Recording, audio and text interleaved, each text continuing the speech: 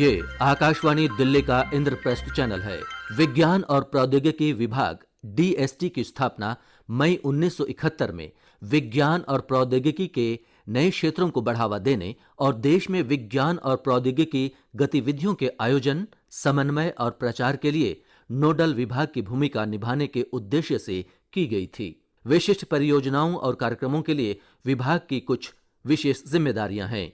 अनुसंधान, national research fund, artificial intelligence, भाषा model का विकास, राष्ट्रीय क्वांटम मिशन, वैज्ञानिक अनुसंधान से महिला सशक्तिकरण आदि विषयों पर लीजिए सुनिए ये भेंटवार्ता। विशेषज्ञ हैं विज्ञान और प्रौद्योगिकी विभाग के सचिव प्रोफेसर अभय करंदीकर और भेंटकर्ता हैं दिलीप झा। जैसा कि आप सब जानते हैं कि हम अपने इस कार्यक्रम में प्रत्येक सप्ताह विज्ञान जगत से जुड़ी कई सारी मशहूर विशेषज्ञों उनकी बातें सुनवाते हैं, आपको हम अवगत कराते रहते हैं। आज हमारे साथ इस कार्यक्रम में हैं प्रोफेसर अभय करंदीकर जी। अभय करंदीकर जी, इस कार्यक्रम में शामिल होने के लिए बहुत बहुत धन्यवाद। अभी 30 सितंबर को ही आपने एक कार्यक्रम किया है जिसमें आपने जो एक थीमेटिक हब्स है, जो नेशनल क्वांटम मिशन के साथ एक भारत जनरेशन लॉन्च किया है, तो इसके बारे में थोड़ा हमारे सुनने वालों को बताइए। नेशनल क्वांटम मिशन जो हमने लॉन्च किया था, उसके तहत 30 सितंबर को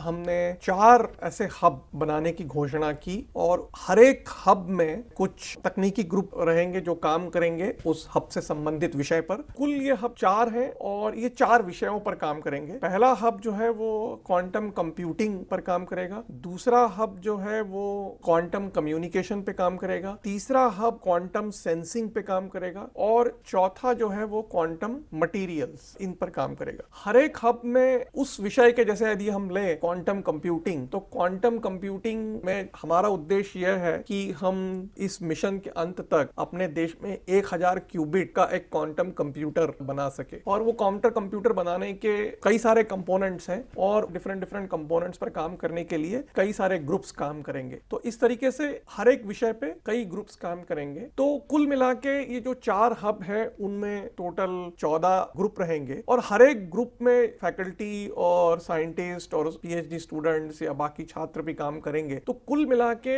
43 इंस्टीट्यूशंस का चयन हमने इस पूरे मिशन में किया है और यह एक थोड़ी लंबी प्रक्रिया थी। हमने सभी इंस्टीट्यूशंस के प्रारूप जो हमने तय किया था उसके आधार पर प्रपोजल्स मंगाए थे। 384 प्रपोजल्स आए और फिर उनका रिव्यू करके, उनका विश्लेषण करके अंत में हमने 14 टेक्निकल ग्रुप का चयन किया जिनका हमने अनाउंसमेंट किया था और उन टेक्निकल ग्रुप्स में फिर हमने 4 हब सिलेक्ट किए थे। अब ये जो टेक्निकल ग्रुप्स आगे आने वाले वर्षों में काम करेंगे और हमने इस मिशन के अंतर्गत जो लक्ष्य निर्धारित किए हैं, जैसे मैंने कहा कि क्वांटम कंप्यूटिंग में 1000 क्यूबिट का कंप्यूटर बनाएंगे, क्वांटम कम्युनिकेशन में दूर संचार की तकनीक विकसित करेंगे जो कि एकदम सिक्योर रहेगी, क्वांटम सेंसिंग में भी हम बहुत ही हाई रिजोल्यूशन वाले सेंसर्स डेवलप करेंगे। तो इस तरह से आगे 5 वर्षों में हमारा उद्देश्य यह है कि हम वो तकनीक डेवलप कर सके जो कि विश्व स्तरीय हो और अल्टीमेटली जो है वो हमारे प्रोडक्ट्स और टेक्नोलॉजीज न सिर्फ हमारे देश में काम आए बल्कि हम उनको एक्सपोर्ट भी कर सके। और दूसरा जो आपने भारत जन की बात की, जैसा आप सभी लोग जानते हैं कि अभी AI,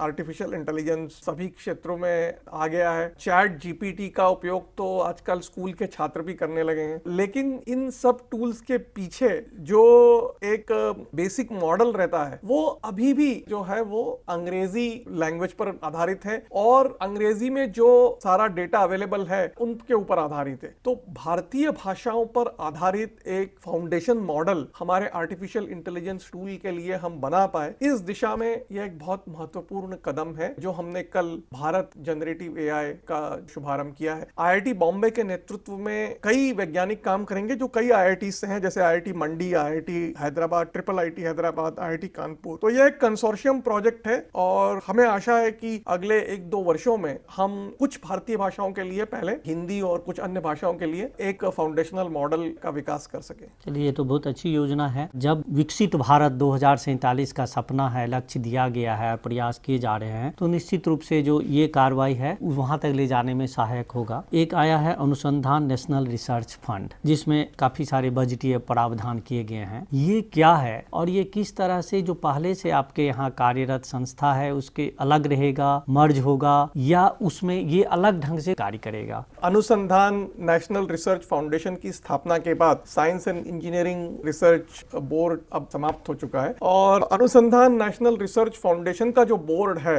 अब माननीय प्रधानमंत्री उस बोर्ड के अध्यक्ष हैं और उनके नेतृत्व में अब ये फाउंडेशन काम करेगा। और इसी बात से आप अंदाजा लगा सकते हैं, चूंकि फाउंडेशन के बोर्ड के अध्यक्ष माननीय प्रधानमंत्री है तो इसलिए इसका कितना महत्व है हमारे देश में अनुसंधान को बढ़ावा देने के लिए। तो फाउंडेशन जो है अपने कई कार्यक्रम लेकर आ रहा है। फाउंडेशन की जो गवर्निंग बोर्ड की पहली बैठक 10 सितंबर को हुई थी, जिसकी अध्यक्षता माननीय प्रधानमंत्री जी ने की थी और उन्होंने कई निर्देश हम सभी लोगों को दिए हैं और उस बैठक में जो निर्णय हुए उनके आधार पर हम कुछ प्रोग्राम्स बना रहे हैं। हमारे यूनिवर्सिटीज में अनुसंधान को बढ़ावा देने के लिए हमारे जो कुछ संस्थान हैं जो पहले से ही विश्व स्तरीय काम कर रहे हैं उनको और कैसे प्रोत्साहित किया जाए ताकि हम कुछ तकनीकी क्षेत्रों में अपनी विश्व स्तरीय पहचान बना सके, कैसे हम स्टार्टअप और एंटरप्रेन्योरियल इकोसिस्टम को बढ़ावा दे सके। तो इस तरह के कई प्रोग्राम्स जो है हम अगले 1-2 महीने में जो कि गवर्निंग बोर्ड में जो निर्णय हुए थे उसके आधार पर हम लेकर आएंगे। और एक चीज और भी है कि हमारी जो साइंटिफिक कम्युनिटी है, हमारे जो छात्र हैं, पीएचडी स्टूडेंट्स हैं, रिसर्च स्कॉलर्स हैं, कई तरह की प्रोसेसेस और प्रोसीजर्स की समस्याओं से जूझते रहते हैं। तो इस फाउंडेशन में हमारा एक उद्देश्य यह भी है कि हम उन सारी प्रक्रियाओं को कैसे सरल बनाया जाए ताकि वैज्ञानिक और छात्र सिर्फ अपने काम पर जो कि अनुसंधान करना है उसी पर ज्यादातर समय अपना बिता सके, न कि सिर्फ प्रक्रियाएं और प्रोसेसेस को कंप्लीट करने में। तो ईज ऑफ डूइंग साइंस और रिसर्च ये इस फाउंडेशन का एक प्रमुख उद्देश्य रहेगा ताकि हम अपने वैज्ञानिकों से ये अपेक्षा करें कि वो अपना 100% टाइम जो है वो अनुसंधान में लगाए ताकि उसका लाभ हमारे देश को और विश्व स्तर पर हो सके। पहले तो ऐसा कहा जाता था कि विज्ञान एवं प्रौद्योगिकी में अनुसंधान कार्यों के लिए बजट की कमी रही है, लेकिन अब जैसे कि अनुसंधान नेशनल रिसर्च फंड के द्वारा 50,000 करोड़, फिर विज्ञान धारा स्कीम में 10,600 करोड़, इन सब के जो प्रावधान दिए जा रहे हैं, तो अब उम्मीद है कि अनुसंधान कार्यों के लिए जो एकेडमिक और रिसर्च इंस्टीट्यूट का जो कोलैबोरेशन है उस सब के लिए बजट की कमी नहीं रहेगी। नहीं, बिल्कुल कमी नहीं रहेगी। इनफैक्ट जब अनुसंधान national research foundation governing board की अध्यक्षता माननीय प्रधानमंत्री जी कर रहे थे तो उन्होंने ये कहा था कि किसी भी प्रकार की सरकार रिसोर्सेस में और संसाधनों की कमी नहीं होने देगी हमारे वैज्ञानिकों के लिए यदि वो विज्ञान और प्रौद्योगिकी के क्षेत्र में आगे बढ़ना चाहते हैं। तो संसाधनों की कमी जो है हम सरकार की तरफ से बिल्कुल नहीं होने देंगे। कोरोना काल से पहले एक नोबेल प्राइज सीरीज की चर्चा हुई थी, उस पर कई सारे कार्य किए गए थे। क्या वो जो सीरीज है वो उस पर कार्य हो रहा है? हमें विश्व स्तरीय अपनी रिसर्च को बढ़ावा करना है, पाथ ब्रेकिंग रिसर्च हम करें और इस तरह की अनुसंधान करें जिसका व्यापक प्रभाव हो न सिर्फ अपने देश में बल्कि विश्व स्तर पर। और जैसा मैंने बताया कि अनुसंधान नेशनल रिसर्च फाउंडेशन का यह एक प्रमुख उद्देश्य है कि हम विश्व स्तरीय पाथ ब्रेकिंग रिसर्च करें और इस तरह की यदि हम पाथ ब्रेकिंग रिसर्च करते रहेंगे और अपने वैज्ञानिकों को प्रोत्साहित करते रहेंगे तो आगे जाके कुछ वैज्ञानिक हमारे नोबेल प्राइज भी जीत सकते हैं। लेकिन यह बात जरूर है कि विज्ञान और प्रौद्योगिकी की मंत्रालय का, अनुसंधान नेशनल रिसर्च फाउंडेशन का यह उद्देश्य तो है कि अगले आने वाले वर्षों में हम विश्व स्तरीय अनुसंधान को बढ़ावा दें। तो ये जो फंड है जो इसकी आपने चर्चा की, तो इसमें क्या तीनों विभाग जो मंत्रालय के हैं, डीएसटी, डीबीटी, सीएसआर, तीनों इसमें है या कोई एक नोडल एजेंसी बनाया गया? ये फाउंडेशन जो है वो department of science and technology इसकी एडमिनिस्ट्रेटिव मिनिस्ट्री है, लेकिन जो फाउंडेशन का जो गवर्निंग बोर्ड है जिसकी अध्यक्षता माननीय प्रधानमंत्री जी करते हैं उस बोर्ड में डिपार्टमेंट ऑफ बायोटेक्नोलॉजी के सचिव, सीएसआईआर के डायरेक्टर जनरल और सचिव और डीएसटी के सचिव मतलब मैं, ये सब उसके मेंबर्स हैं। उसके अलावा सेक्रेटरी हायर एजुकेशन, उच्च शिक्षा मंत्रालय के सचिव भी उसमें है, क्योंकि अल्टीमेटली जो हमारा अनुसंधान है उसको यदि हमको व्यापक करना है तो यह बहुत जरूरी है कि हमारे देश के जो विश्वविद्यालय हैं, देश के दूसरे कॉलेजेस हैं, उनका भी अनुसंधान में स्तर बढ़ाया जाए। तो इसके लिए उच्च शिक्षा मंत्रालय भी एक महत्वपूर्ण भूमिका अदा करता है और इसलिए उच्च शिक्षा सचिव भी ANRF के गवर्निंग बोर्ड में है। और मैंने जैसे बताया कि बोर्ड की अध्यक्षता माननीय प्रधानमंत्री जी करते हैं, लेकिन माननीय शिक्षा मंत्री और माननीय साइंस एंड टेक्नोलॉजी मिनिस्टर जो हमारे मिनिस्टर हैं, वो दोनों उसके जो हैं वो वाइस प्रेसिडेंट है गवर्निंग बोर्ड के। तो शिक्षा मंत्रालय का भी इसमें एक महत्वपूर्ण रोल है, क्योंकि हम चाहेंगे कि ANRF के थ्रू हमारे अनुसंधान का स्तर टियर 2 टियर 3 इंस्टीट्यूशंस, यूनिवर्सिटीज उनमें भी बढ़े ताकि उनका स्तर भी विश्व स्तर का हो। जो नई शिक्षा नीति बनी और नई विज्ञान नीति भी आई और सारी चीजें शिक्षा के लिए है। अभी आपने वुमेन डेवलपमेंट की बात हो रही है, एम्पावरमेंट की बात हो रही है, खास करके साइंस एंड टेक्नोलॉजी के साथ। इसमें DST के किस तरह के कार्य हैं, किस तरह की योजनाएं हैं? हमारा मंत्रालय कई स्तरों पर काम कर रहा है महिलाओं की विज्ञान और प्रौद्योगिकी में भागीदारी बढ़ाने के लिए। अक्सर देखा गया है कि जो बहुत प्रतिभाशाली महिलाएं हैं वो PhD लेवल तक की शिक्षा ग्रहण करने के बाद भी बाद में अपना वैज्ञानिक कैरियर जारी नहीं रख पाती हैं, कई पारिवारिक और सामाजिक कारणों के कारण। तो ऐसे महिलाओं को हम फिर से विज्ञान के कैरियर में वापस ला सके या फिर उनको PhD करने में मदद कर सके या उसके बाद पोस्ट डॉक्टरल फेलोशिप दे सके, इस तरह के कई स्तरों के प्रोग्राम हमारा जो मंत्रालय का जो वाइज किरण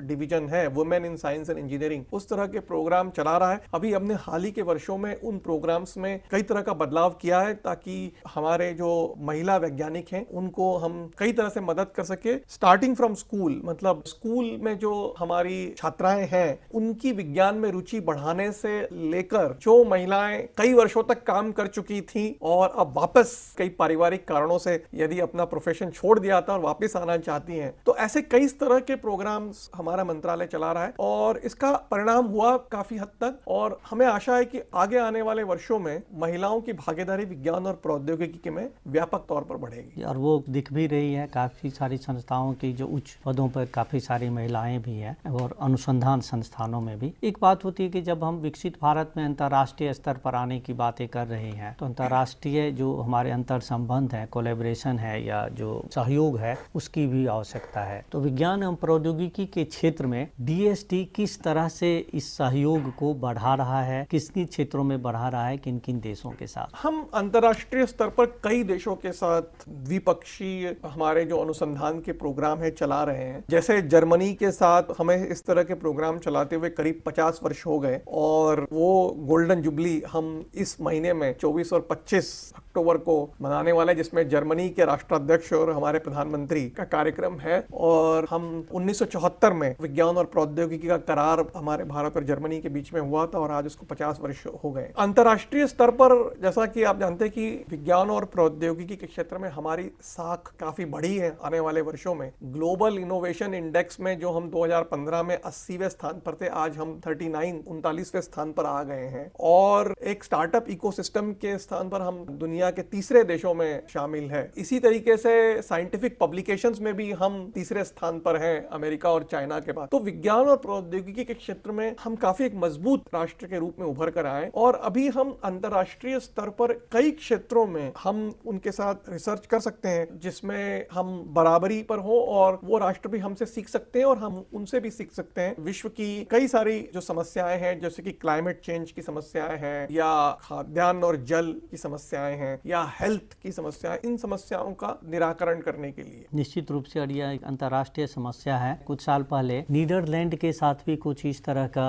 मनाया गया था कि काफी पुराने संबंधों को, जिसमें उनके राष्ट्राध्यक्ष भी आए हुए थे दिल्ली में। एक और चीज मैं जानना चाहूंगा कि DST जो है, जैसे कि आपने स्टार्टअप कल्चर की बात की, तीसरा इकोसिस्टम की आपने बात की, तो स्टार्टअप एंटरप्रेन्योरशिप के क्षेत्र में DST किस तरह से सपोर्ट करता है और अभी तक कुछ सालों में उपलब्धियां किस तरह की आपको दिख रही है? तो स्टार्टअप इकोसिस्टम में मंत्रालय कई तरह के इंक्यूबेटर्स, 150 से ज्यादा इंक्यूबेटर्स हम सपोर्ट कर रहे हैं। उसमें हमारा एक निधि प्रोग्राम 2016 में जब माननीय प्रधानमंत्री जी ने स्टार्टअप इंडिया का स्लोगन दिया था, एक नारा दिया था, उसके बाद DST ने उसको साकार करने के लिए निधि प्रोग्राम लॉन्च किया था और उससे हम कई हजार स्टार्टअप्स सपोर्ट कर चुके हैं और ये सारे स्टार्टअप जो हैं वो प्रौद्योगिकी के क्षेत्र में ही हैं। और सबसे बड़ी बात यह है कि कई सारे युवा इन स्टार्टअप से जुड़े हुए हैं। कई सारे युवा जो कॉलेज कॉलेज के थर्ड ईयर फोर्थ ईयर में ही उन्होंने कंपनियां शुरू कर दी थी, या ग्रेजुएट करने के बाद बड़े उद्यमी और कई टेक्नोलॉजी के कई अहम क्षेत्रों में काम कर रहे हैं। और इस तरीके से एक युवा शक्ति जो है इन स्टार्टअप के माध्यम से उभर कर सामने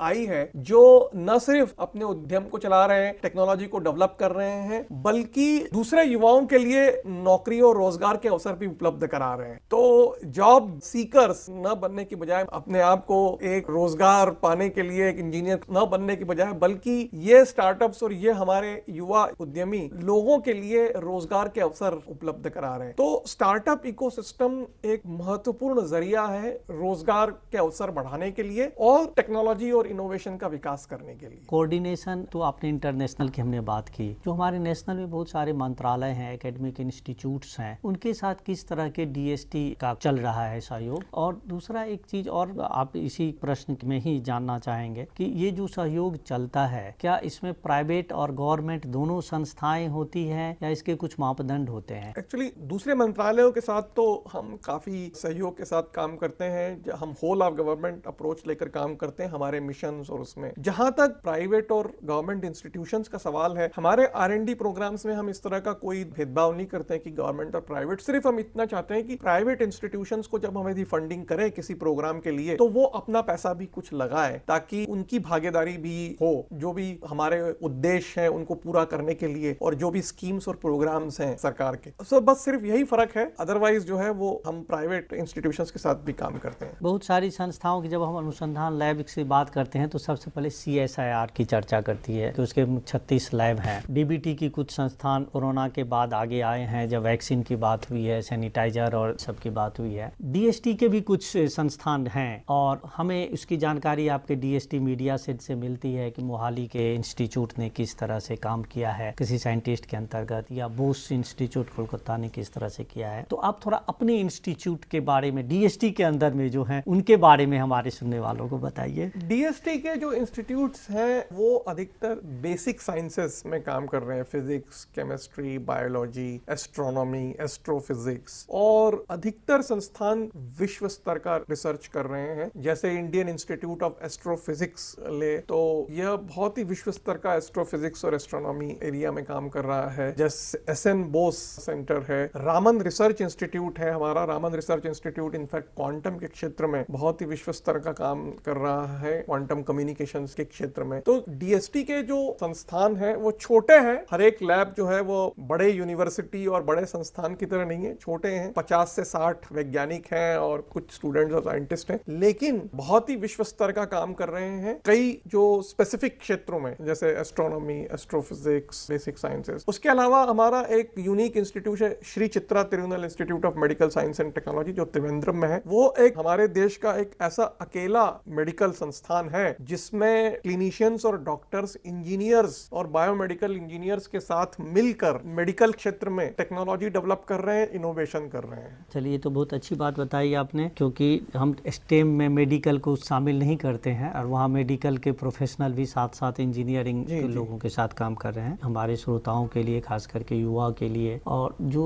विज्ञान और जो गणित वगैरह विषयों से घबराते हैं, या आजकल कहा जाता है कि अवसर की कमी है बहुत सारे इंजीनियर और इस तरह से प्रोफेशनल में, उनके लिए क्या संदेश देना चाहेंगे? नहीं, जब विकसित भारत के लक्ष्य की तरफ बढ़ रहे हैं तो अवसरों की कोई कमी नहीं होने वाली विज्ञान और प्रौद्योगिकी के क्षेत्र में हमारे युवाओं के लिए। और अवसरों की कमी न सिर्फ उनको एक अच्छा प्रोफेशन तैयार करने में, बल्कि वो खुद ही अपने कई स्टार्टअप्स के जरिए या कई अपने प्रोजेक्ट्स के जरिए अपने लिए खुद ही रास्ता निकाल सकते हैं और बल्कि दूसरों के लिए रास्ता बना सकते हैं। तो आगे आने वाला जो हमारा अमृत काल का जो समय है, वो विज्ञान और प्रौद्योगिकी के बल पर ही हम एक विकसित भारत की तरफ बढ़ सकते हैं। और उसके लिए हमारे युवाओं की एक बहुत महत्वपूर्ण भूमिका रहेगी, क्योंकि जो आज का युवा है वही 2047 में जाके हमारे देश का नेतृत्व करेगा। तो मेरी यही अपेक्षा रहेगी कि हमारे युवाओं की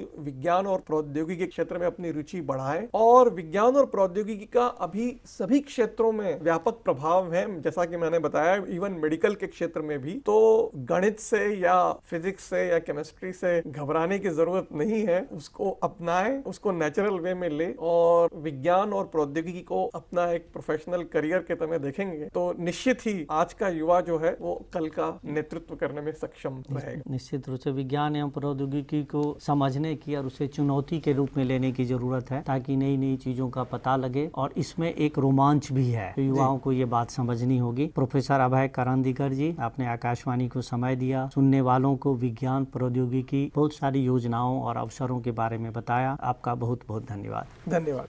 अभी आप भारत सरकार के विज्ञान और प्रौद्योगिकी विभाग के सचिव प्रोफेसर अभय करंदीकर के साथ एक भेंट वार्ता सुन रहे थे।